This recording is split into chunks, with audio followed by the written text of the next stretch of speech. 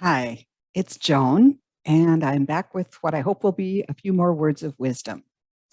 But before I get into that, I want to mention that I'm continuing to book readings, and I've added reading by donation. I had, up until this point, been charging, you could pick which amount you wanted to pay for a reading, but now I'm giving you the option of going onto my booking site, which is, look, you can find it in the description under this video, and click on reading by donation. And you don't have to pay anything in advance. Just book the reading. And after the reading, I will send you, along with a recording of our session, a link to my PayPal account. And then you can just donate whatever you'd like to. So and you don't have to have a PayPal account to do it, as long as you have a credit card. So anyhow, I just wanted to let you know that that's been a change. And also I have some hours open on Saturdays now. So anyhow, if you're interested in a reading, you can do them by donation now if you'd like. But now back to our regularly scheduled programming. I'm calling this video As I See It, because I want to talk about how spirit communicates with us, and particularly through clairvoyance, the things that I see.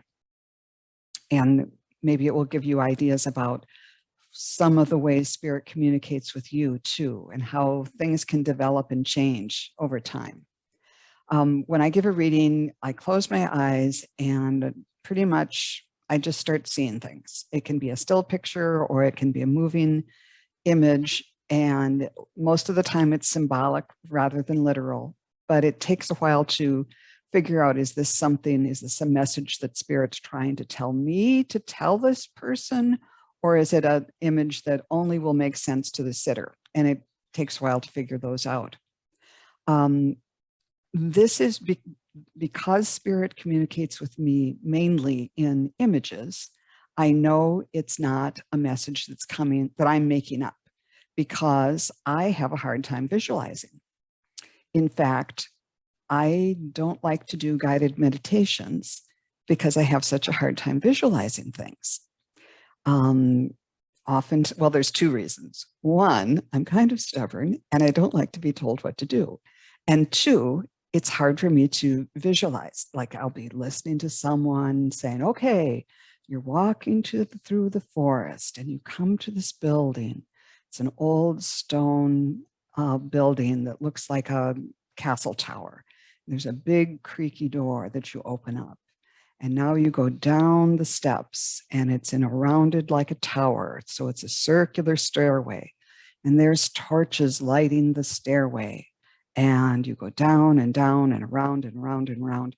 And finally you come to the bottom and there's another door.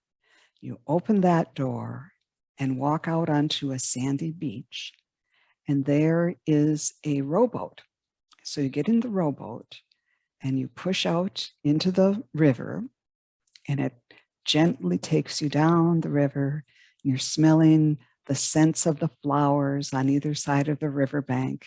And after a while, it nudges onto a sandbar, and you get out after being gently rocked in the boat, and you walk up onto the sandbar and up onto the shore, and you see that there is a beautiful expanse of grass. And in the middle of this field is this huge, beautiful tree.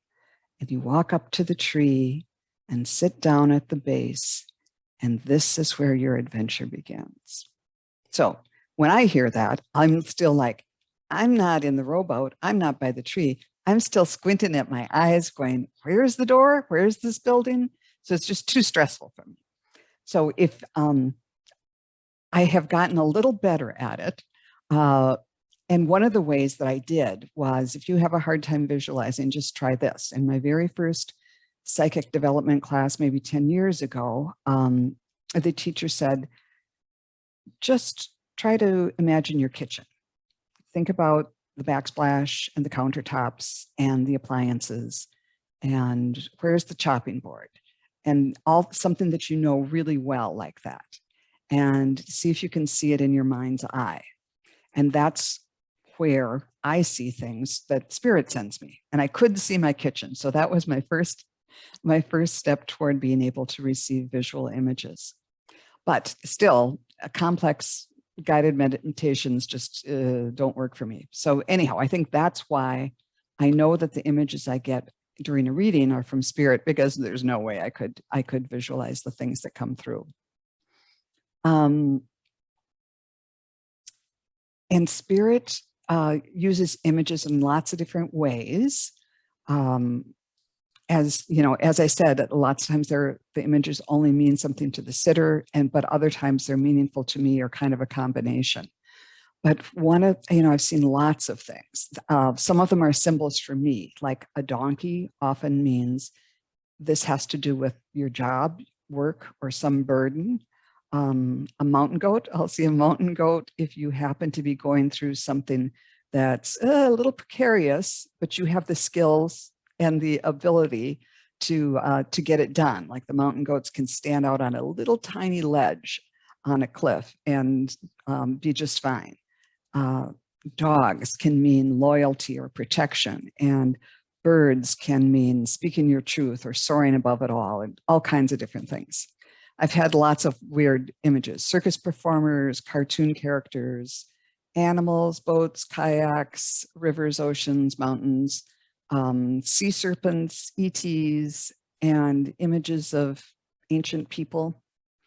I also get things that are not just a single image, but sort of like a backdrop, a setting where a little drama plays off. For a while, for a long time, I was getting, I would see a deer in the forest by a lake or a river. And it would start out, okay, here's the deer. What's going to happen with the deer? Is someone going to come and scare it, or is something else going to happen with the deer? And somehow that would relate to whatever the sitter, what my client was going through. But I haven't seen the deer by the lake in a while.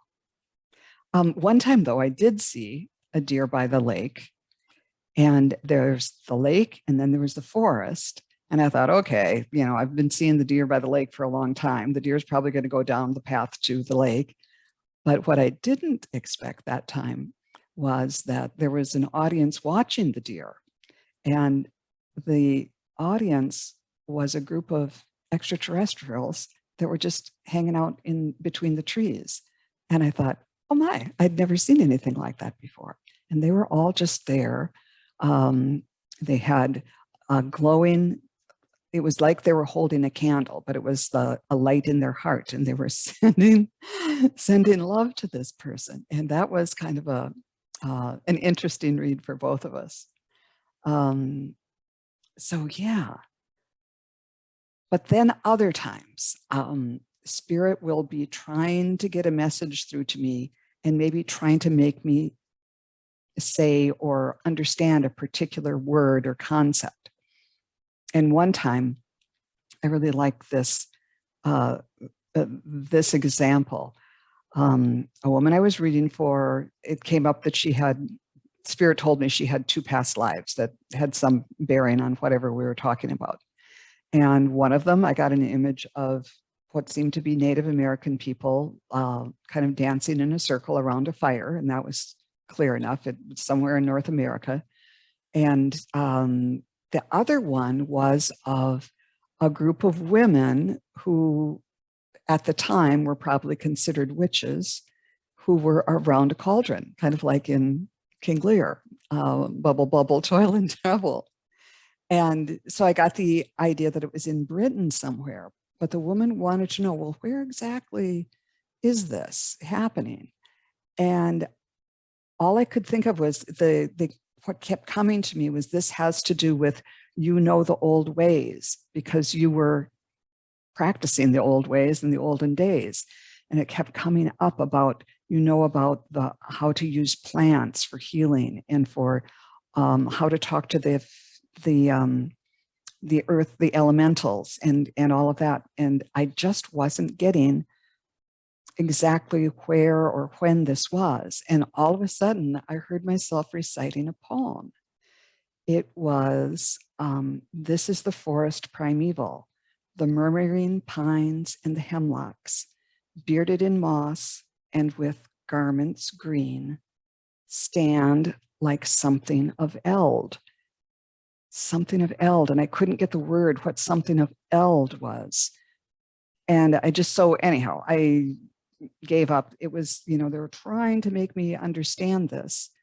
And later I said, I looked up the poem and it was like, of course, that's the Evangeline, the first few lines of Longfellow's The Evangeline.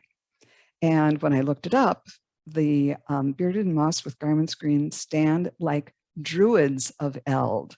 They were trying to get the word druid across to me. And they were using that poem because that's just the first few lines of that poem. My husband had to memorize that when he was like 14 in English class. And the first time I heard him recite it was we were on a trip a long time ago to Glacier Park on the Trail of the Cedars. And it looks like the forest primeval with pine trees bearded in moss and in garments green, stand like druids of eld, with voices sad and prophetic are the last few lines. But I laughed finally. It was like, oh, of course. They kind of sifted through my file cabinet of knowledge and were trying to come up with something that I knew that coordinated or with what they were trying to say. And I had to email this woman back and tell her that's what it was. So that was probably either in France or in England or in that period when there were druids. At another time, there was a woman who wanted to know about an ancestor, a woman several generations back, and she had been doing some research and wasn't sure. She had found two women with the same name who came from sort of the same area. And one of them, she knew the birth and marriage dates of both of them, but she wasn't sure which one was her ancestor, or she knew the birth dates of both of them. And for some reason, she wanted to know whether this woman married early in life or later in life, because that would somehow help her figure it out if that was her ancestor. And I tuned in, and right away I saw a painting that I later remembered, or I had to look it up again. It was a Marc Chagall painting. That painter from, I think he grew up and was born in Russia. He was Jewish and lived in France. And he has these beautiful, beautiful expressive paintings, several of them with like a bride and groom floating over a city. And that's what I saw. It just whooshed up. And I heard the words, "We were young and in love." And nothing could have expressed that to me, the feeling of it, more than that painting. And in the time, I couldn't remember the Marc Chagall's name, but again, I looked it up and sent it to the woman who I was reading for, and she said, "Oh, of course, I should have recognized that." So that was another way that Spirit looked to both of us and saw that we both knew of that painting and what the feeling of that was, and gave us that image that was, they could have just said young, but no, much more of her ancestor came through by her saying, "We were young and in love, and here's what it felt like." So that was a really fun one too. So think about the way that Spirit sends messages to you. Do you find yourself all of a sudden remembering a particular song, or even some images that come to you that might relate to something you've known before, but how does it apply right now? It doesn't have to come like in a big, an angel with a harp and halo and a sword or something like that. The Spirit can use your experiences in the past and put them together in a way that will give you insight into whatever it is you're dealing with right now. So just kind of mull that over. And also think about, do you get like repeating symbols, a repeating song, or images that keep coming? Do you keep seeing a robin or something like that? And think about is that a message from a departed loved one who loved robins, or does it have a certain other meaning for you? See if you can kind of suss that out. And of course, there's other ways that spirit communicates. Lately, spirit has been communicating with me through nature because, spring is very fleeting.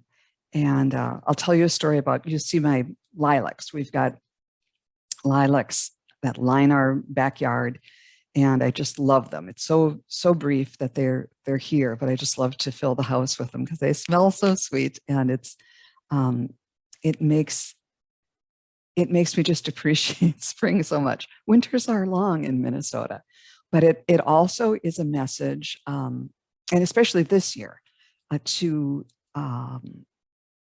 embrace the now, because in general, spring is really fleeting. So the message is to embrace what's right in front of you and enjoy what you have right now to the fullest, because tomorrow it might be gone. And I got a true demonstration of that just in this past week. Before the lilacs come out, my crabapple tree blooms, and I just adore it.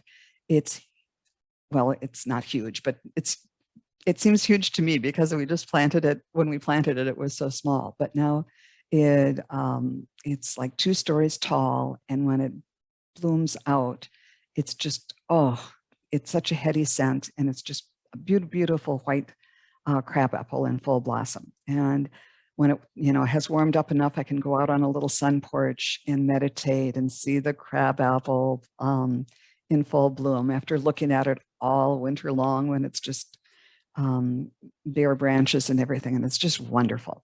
So one day I was looking at the crabapple out on the back porch, and all of a sudden a thunderstorm came up, and for maybe 5 or 10 minutes it was hailing, hail, quarter-size hail. And the crabapple had only been in bloom for like 2 days, and 10 or 15 minutes worth of hail took every blossom off of it. So it was like, okay, you just have to appreciate things and people and situations that are right in front of you at the moment, because things can change in the blink of an eye. A little hailstorm can come through and change, take all the blossoms down or move you on to the next phase in life. And so that was a reminder for me that don't get too attached to the crab apples, because they're going to go away. But then the lilacs come, and now there'll be lilac season, and hopefully no more hail. And we can enjoy that until the next flowers start to bloom, because nothing lasts forever. Things will cycle, just like our lives. We're not going to be here forever, but we will be back. Just like these lilacs were probably planted when the house was built in 1907, and they just keep coming back. And frankly, I don't know how anyone can live through a Minnesota winter and not believe in reincarnation. How are we the only things that don't kind of die off and come back? It's all of nature is telling us that this is the natural way of things. So anyhow, that was one of my lessons this past week. The other one was, and maybe spirit communicates through experiences you're having, just everyday experiences you're having. It can feel like you're kind of being tapped on the shoulder a little bit, not like someone's trying to, like a spirit's trying to say, hey, I'm your mother and I'm trying to get in touch.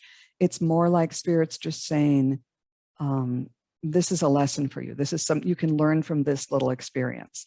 And I had one at the gym. I go to the gym on off hours when there's, I check online to see how crowded it is. Google has something that shows Monday, all the days of the week and what hours of the day the gym is very busy or not. So I'm always calculating to see when I can go when there's the least amount of people there with the least number. And so I did my little thing on the treadmill, and then I went into this other room where they have yoga mats and mirrors, and they have classes, yoga classes, and all. But they also have those big punching bags, the big long ones. I don't know what you call them, body bags, or I'm not sure what. I think people use them for kickboxing and all kinds of different things. But that's not my thing. But anyhow, I was real pleased because I was the only one there. Went into the room, grabbed a mat, and turned on some meditative music. And I was doing my little yoga routine. And then somebody walks in and started punching at the punching bag at the other end of the room. We're the only two people there. And I thought, okay, well, there goes my meditative time. But then I learned, no, this is a message. You have to be secure enough in your ability to tune in to what your truth is and what you want to do, to go deeper and live there and center yourself, no matter what else is going on in life. So I thought that was a good message. So I kind of quit being snarly about the guy who was punching bag. And then, so I was doing my yoga routine and I was more calm about it. And then I just started laughing because I thought, we are on such different ends of the scale. Me trying to be really calm and flexible as much as I could be. And he was kind of huffing and puffing in these big jabs and ooh, ooh, ooh, ooh, grunting sounds and everything. But I thought that was the second lesson. We were on opposite ends of the spectrum, but we were really there for the same thing, was to get fit, or at least our different interpretations of what physical fitness is, or just using our bodies. And those two things expressions of it couldn't have been more diverse, but we were there for the same thing. And again, that made me feel like that was a message that Spirit was trying to get through to me. And that, everybody's might be doing things in a different way, but that's just fine. That's the way that's right for them. I'm not a punching bag person. I'm more of a, really easy kind of yoga person. And that also made me think about spiritual beliefs. There are so many different kinds. And some of them are sort of my way or the highway. Do it this way. This is the one right way. The one right way is between a straight line between A and B. And you know what? That works for people. So if that works for you, great. If you're more of a spoke and wheel kind of person, I think I am, that there are many, many ways. There's many spokes that go into the hub of the wheel. And I think I'm more of a spoke and hub kind of person, that this expression of spirituality is what works for me. And I don't have to have everybody believe this. I can, great. If the straight line A to B works for you, that's fine. But I think that there are many, many ways to experience the divine, and whatever your definition of that might be, to access the love of the Creator. And so find the spoke or find the line that works for you, and be accepting of other people, unless they're actively out to hurt you. Just focus on finding what works for you and enjoy that. And then go out and pick some lilacs and smell them, because they'll be gone soon. Anyhow, I hope that was helpful. Have a great day, and we'll see you again soon. Bye now.